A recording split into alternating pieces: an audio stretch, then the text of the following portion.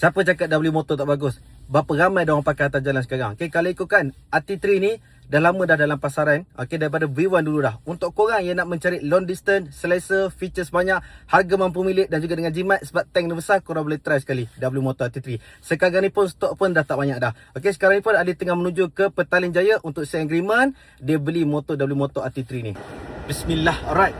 Sekarang kita nak menuju ke Petaling Jaya, Selangor. Kita nak pergi sign agreement dengan customer. So, customer ni beli motor dengan Ali tu model W motor RT3. Antara color yang limited dan color yang last unit dekat kedai Ali itu warna grey matte. Okay, susah nak dapat kalau ikutkan. So, kita gerak lewat sikit sebab Adli baru habiskan tarawih Adli. Ini kita baru gerak ke rumah customer dekat Petaling Jaya untuk sign agreement lah. InsyaAllah kita nak bagi customer dapat cepat motor dan Adli pun nak cepat keluarkan motor untuk customer.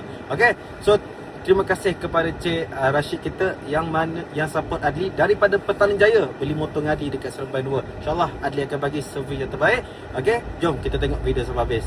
Alhamdulillah dah selesai dah sign agreement kita. Macam biasa dekat mamak je kita sign agreement.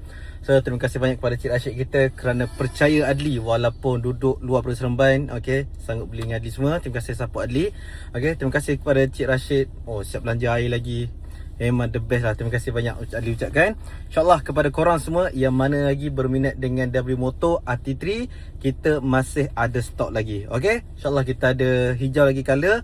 Hitam tu tak pasti lagi lah. InsyaAllah kalau ada kita akan beritahu lah. Okay, yang mana berminat terus PM Adli dekat Wasabi terus. Jangan PM kat inbox tau. Kadang-kadang Adli tak perasan. Beres, Adli pun nak balik ke Seremban balik dah. Okay, semoga semuanya dipermudahkan insyaAllah. Balik. Assalamualaikum.